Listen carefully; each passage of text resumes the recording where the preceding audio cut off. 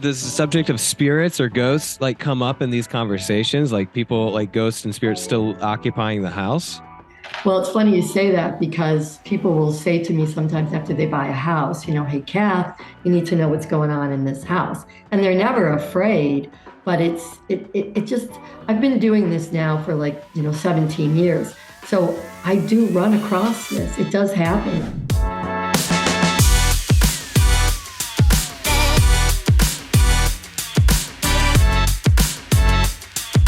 Welcome back to the show. We have Buffalo representing out from the Buffalo market. Dave Schaub has recommended we talk to Kathleen Dimillo. Am I saying Dimillo right? You are. Thank you.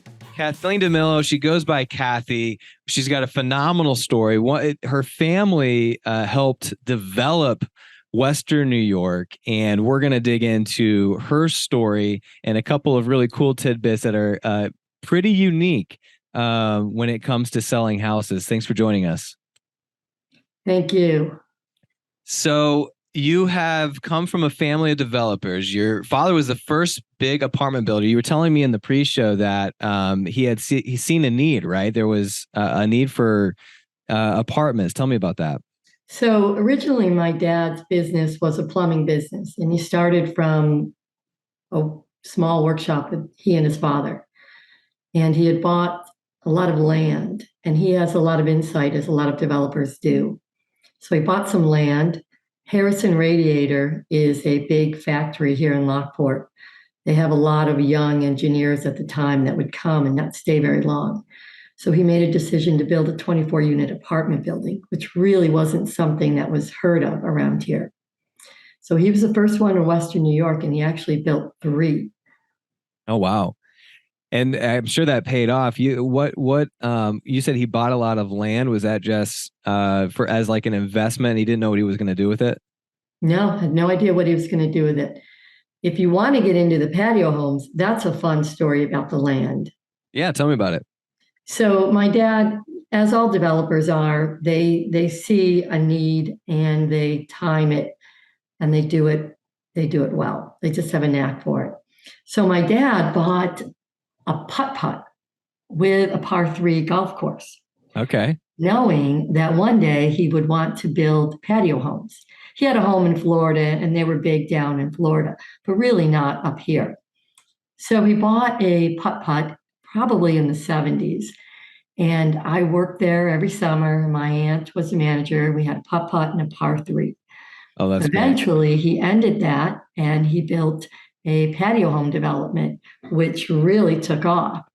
We just sold out of our 3rd patio home development, and we're going to begin our 4th. What makes it nice in Lockport is that it had condo tax status, which again was ahead of its time. Sure.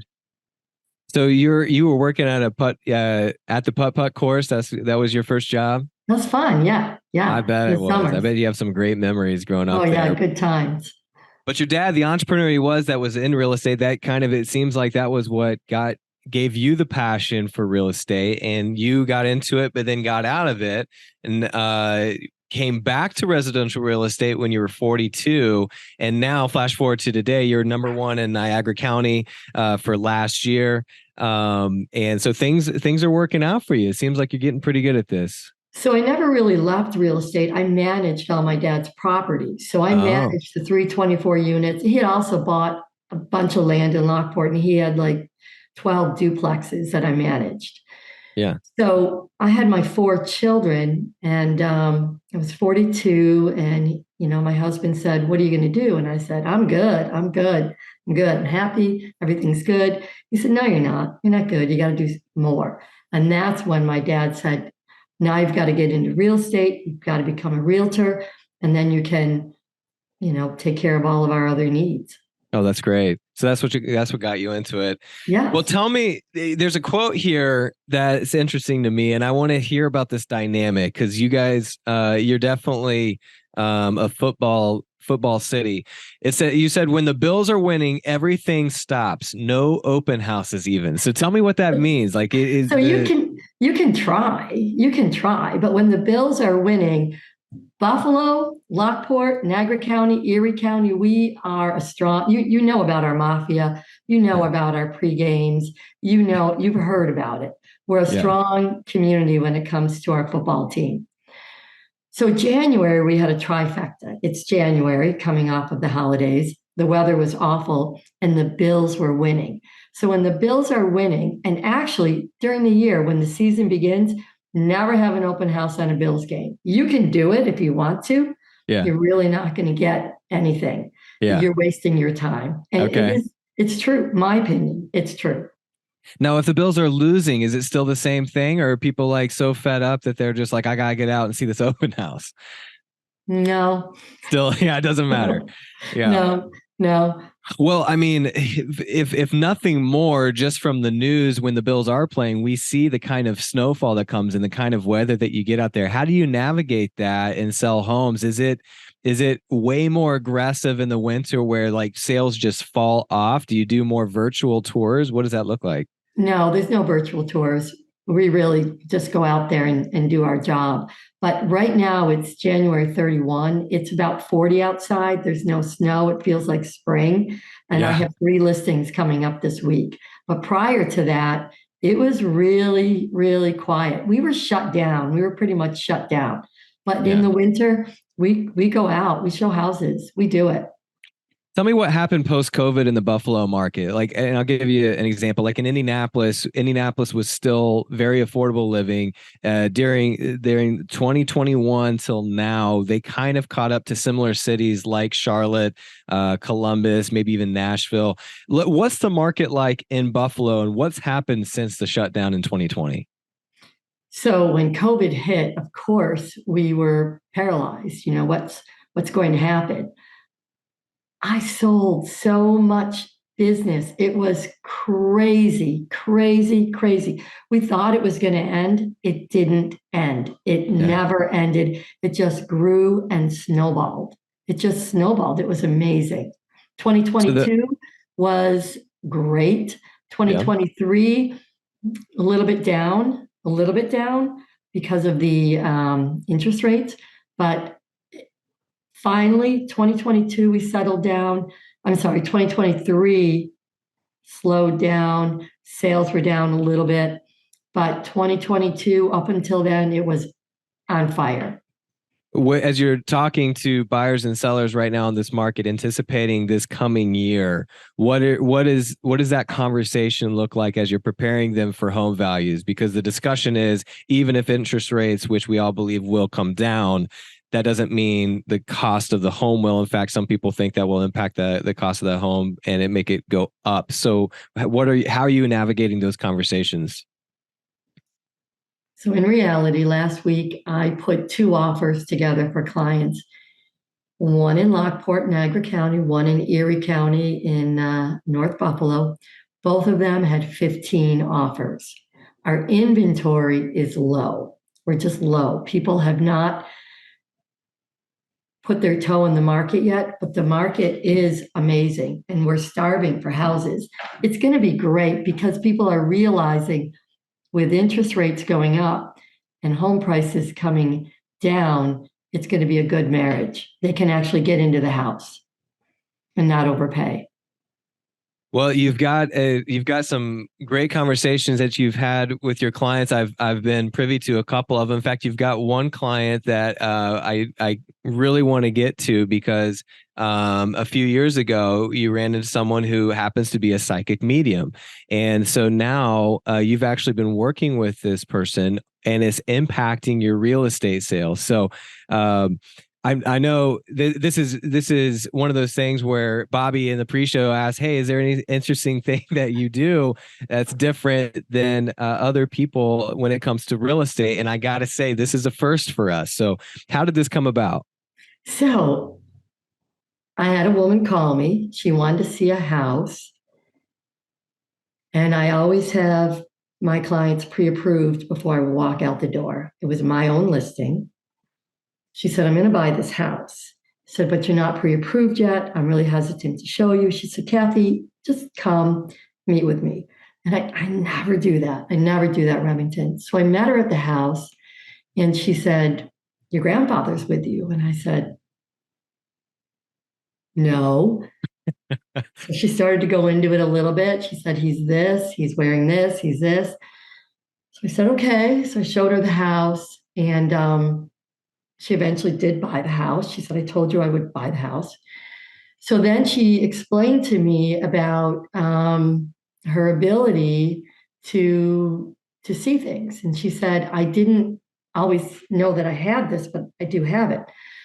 So a little time had gone by, and I had a house in Lockport that um, I, I was having a hard time selling. So I called her up and I said, can you walk through this house for me? I thought, why not? I have nothing to lose. So she comes into the house and she says, I need a minute, Kath. I know who used to live here. He was a physical therapist, and he was, and he saved my life when I was a child, because this woman was in her probably mid 60s at the time. And this Okay. was, probably 10 years ago Yeah. was when it started. So I give her some time. She walks through the house. She says, thank you so much. And I said, so what do you think about the house? And she said, it's going to sell, and it's going to sell in the next couple of weeks. And you're going to sell it to a young attorney who is single. And I said, okay, like, never going to happen. It's a Not believing it. 3,500 Yeah. square foot Tudor home, never going to happen. Yeah. Sure enough, I get a phone call, and this guy wants to see the house. And I'm thinking, again, I'm probably just wasting my time. It was my listing. Yeah. Pre-approved. Sure enough, he buys the house. So, Now, can I pause you for a second? When he yeah, called you, did you think to yourself when he told you what he did, or did you find out what he did? And did you think to yourself, oh, this is the guy? Or did it not occur to you? no, because I met with him. I knew he was pre-approved. I had received all of that, but I hadn't gotten into his personal yet. So when I showed him the house, I'm showing him the house, and he's talking to me, and he's telling me what he does. He's an attorney. He has to stay in Niagara County. And I'm like, so you have a family? Like, I'm trying to, like, no, this can't be. It Yeah. just can't be. It's like, Yeah. no, it's really just for me. And I just thought, you got to be kidding me. So it went through. So I have this in my pocket. So now, actually, wait a minute, Remington, I left out the first part, left out the very most important part. Before I showed this woman the house, I used to do my own photos years ago, and we Okay. had orbs in the photos. And that's why I brought her to the house, because with orbs, you can see who's there, if anyone's there, if it's a sign of something. Sure. So after he bought the house, if I took photos of houses and I had orbs in the houses, I would send the photos to her, and I would say, who's in the house? What's happening? And she would lead me through it. She could tell me who was there, who lived there in the past, what obstacles I had in selling it, and when I was going to sell it. Wow. And you're talking about decorative orbs. I'm talking about orbs. I'm talking about it's light. It's rays of light. Gotcha. Orbs. So, so when, so now flash forward to today, you've actually done this a couple times where, Absolutely. I'll tell my photographer, send me the pictures raw, because I need to see what's going on. Because I've listed a few historical homes. yeah, I've listed a lot of older homes, yeah, and I've listed a lot of newer homes as well. But anytime I feel that she can help, she does. She always yeah. comes through. Now, so what makes you think that a couple of those stories would make me wonder, like, what keeps her from just literally looking up the history of the house? Like, is she telling you things that you couldn't have gotten from Wikipedia or a history book, or Because she's not that interested. She's not she's that not that interested. interested? She's not that interested. I'll just Yeah, send them to her and say, can you help me? But there's no fee. I'm not paying her. sure. It's Yeah, just, it just started out with can you help me with this? And she did, because they were so big in my photos from the first house that she came in that you couldn't ignore it. You couldn't Yeah. ignore it. Yeah. So has there ever been a time where she's talked about, because I think, and I don't know the laws on this, and I don't know if this is per state, but like if there's a death in the home or a big event in the home, that needs to be disclosed. Like I'm assuming that with like a meth lab, for instance, that has to be disclosed for a lot of reasons. But does it have to be disclosed if there's been like trauma or drama in the home? Well, there's lots of ways to look at that. I did sell a house. I'll tell you another story. I don't know why I'm telling you these stories, but there was a house in Lockport where a young woman was bludgeoned to death. And it was in the paper. Yeah. It happened. And it was not my listing. So I had a client call me and she said, Kath, I really want to see this house. So, you dig into yourself and you think, what do I have to disclose? What do I not have to disclose? It wasn't disclosed in the listing. I'm not the listing agent. So go to the house with her. And I said to her, do you know about this house? What do you know about this house? And she said, Kath, I know all about the house.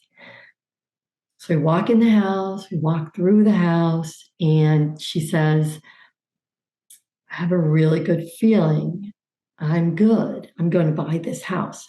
Okay. So she buys the house, Remington, and after she closed on the house, the mother of the woman that was killed called her and said, is my daughter there? Oh my gosh. Uh, that's eerie. How does she respond to that? She said, no, she's not here. She's not here. She's good. But can you imagine? Yeah, that's interesting. I don't even know how to respond to that. What do you say to that? Because I didn't know anything about that. I took her to the house. She told me her thoughts. We bought the house, and then I ran into her probably a year later at the grocery store, and she said, "Kathy, you need to hear this story."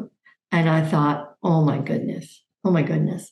You know where my mind goes? Like, I wonder how many of us would want to know all the things that have gone on in that house. Like, for me, I don't think I'd want to know. Like, that's a pretty aggressive version.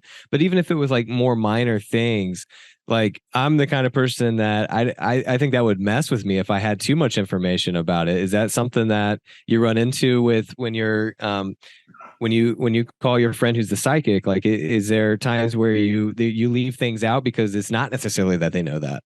No, I just think it's all about the person who's buying or selling. Like some people are, they don't, that's not something that comes to mind. And that's not general. This is not something that I normally talk to my clients about, and it's not something that I disclose and say, I have this person that can give me some more information on the house if it's an older home.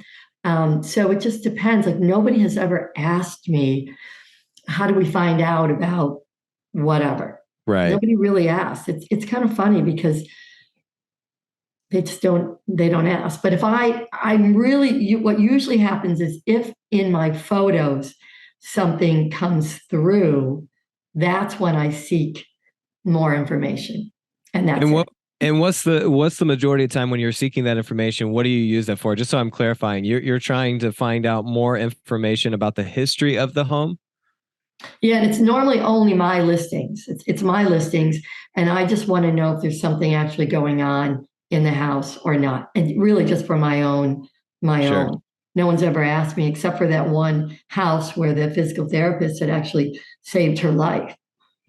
Does the subject of spirits or ghosts like come up in these conversations? Like people like ghosts and spirits still occupying the house? Well, it's funny you say that because people will say to me sometimes after they buy a house, hey, Kath, you need to know what's going on in this house. And they're never afraid, but it just, I've been doing this now for 17 years. So I do run across this. It does happen. And for me personally, I'm so intrigued by it that I can't help but, ask questions where somebody else might say, they won't even continue with the conversation. But for Okay. me, how can you walk away from that? Yeah. Right? I no, I totally agree. Wow. So reeling it back into just your story and how you've built this in Buffalo, what is now your vision? You've had so many years of success in this. Your children are now grown, and it sounds like they're doing very well too. You've got one son who owns a sandwich shop in Buffalo. You've got some entrepreneur, like generations So I got to of talk about my entrepreneurs. son, Angelo Remington. You got to give me a minute to talk about my son, Angelo. Let's talk about them. So we live in Lockport, and there's a couple, there's my sister-in-law owns Niagara County Produce. You don't know about it, but it's a pretty big market that people are attracted to. And Okay. Angelo, we're Italian, as you know, he's always wanted to own a sandwich shop. And my husband passed away when I was 50. He was 54. I'm 59 now. And Jody, my sister-in-law, said, Angelo, we can open your sandwich shop up right here in Niagara County Produce. So it's an Italian sandwich shop that he owns with his cousin, Mikey Molinaro, who owns another sandwich shop. So, Remington, I have 4 children, and they're all Yep. different. 2 are in Chicago, one's in New York City, and Angelo is here in Buffalo. So yeah, he is an entrepreneur. He is. And I try to be a mom first. He owns a Yeah. two-family and a single family, and a realtor second when it comes to him, Yeah. which is hard. Yeah, I Mom, he bet. says, Mom, you wouldn't treat me like this if I was somebody else. I want to buy that house. And I'll say, no, you're not buying that house. Yeah. Wow. So I'm assuming you've had a couple conversations with the psychic about his deals. Absolutely. So absolutely. Yeah. And my kids love it. They love it when I give them information because I go to Lilydale every year. It's a spiritual community, which is about an hour and a half away from here. And my sister and my sister-in-law, my best friend. Um, I'm always seeking something else, I think. Yeah. Um, So you're plugged in. I mean, Buffalo is home.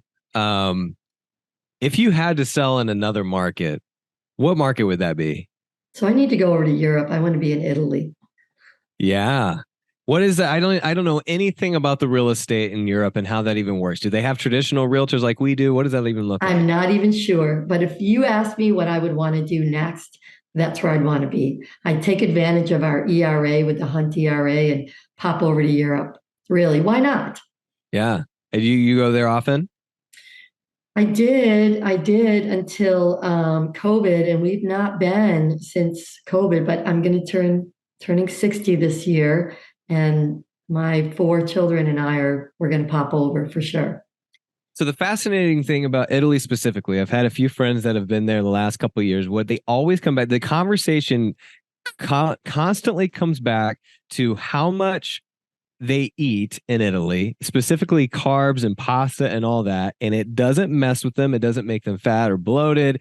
They actually are super, clear-minded, and then they come back and try to eat the same thing in the States, completely different results. And the conversation then becomes about the water and the food ingredients. What are your thoughts on that? It's true. It's absolutely true. I get migraines really bad. And when I go to Italy, I can drink as much wine as I want. Yeah. You're walking more, you're appreciating what you're eating. Their food is just it's all homemade. There's nothing really processed. It's you eat, you walk, you enjoy. What would it take to make that environment in the States? Like if you wanted to create a like in Buffalo, the same type of environment that you can get in Italy, what would that take? I mean, I know that this is a much deeper rooted discussion around big food and big pharma, and I don't want to get that deep, but like could you create that kind of environment in Buffalo? I think you could. I think you could because in Italy, what they do is they don't have big houses. They don't pay attention to the big houses. They don't have big mansions. They don't have lots of landscape. They don't have big cars. So if we could create, oh wow, let's do that. We can make a community in Buffalo. You'd have to make you'd have to make it almost like inclusive where there were, walking restaurants. I don't know, Americans, we just think we have too much bigness, Hmm. too much bigness. Just have to simplify people's minds. they don't put an emphasis on money like we do here. It's nice, it's refreshing. You'll never see them walking down the street with a cup of coffee in their hand because they will sit down, enjoy their espresso, and then move on with their day. And you like that. Of course. How do you translate that to the success that you've had? Because what comes with being number one is success and money and connections. Like it sounds like you're pretty grounded in that area. What would you encourage the listener who are also top producing realtors and maybe we don't all think the same way? What would you encourage someone once they see success? What to do with that success? What to do with that money? So the way I work is I have boundaries. I take my time off. When I walk my dog every day, like 4 miles a day, and I walk with my friend, I don't bring my phone. I try to be present so that when I'm with my clients, I'm present. When I'm with my kids, I'm present. Slow it down because if you are on a very hard pace, it's going to burn you out. Take it slow, be in the listing. Don't worry about what's going to come up next. Worry about where you're at now. I have a listing tomorrow. Will actually be my first listing in 2024. It's been really slow, but I have 3 lined up. So I'm not thinking about what I didn't have or don't have. I'm thinking about where I'm going to be later today and how I'm going to push that forward. But it's not about the busyness. It's about being in the present. Take advantage of the time that you're not real busy. Do some extra marketing. Call some clients that you haven't talked to in a while. Be present. It'll all come. That's sound advice, Kathy. Thank you for being on the show and thank you for your perspective and one of the most unique stories we've ever had on the podcast. I appreciate you. Well, you are great for having me. Thank you very much.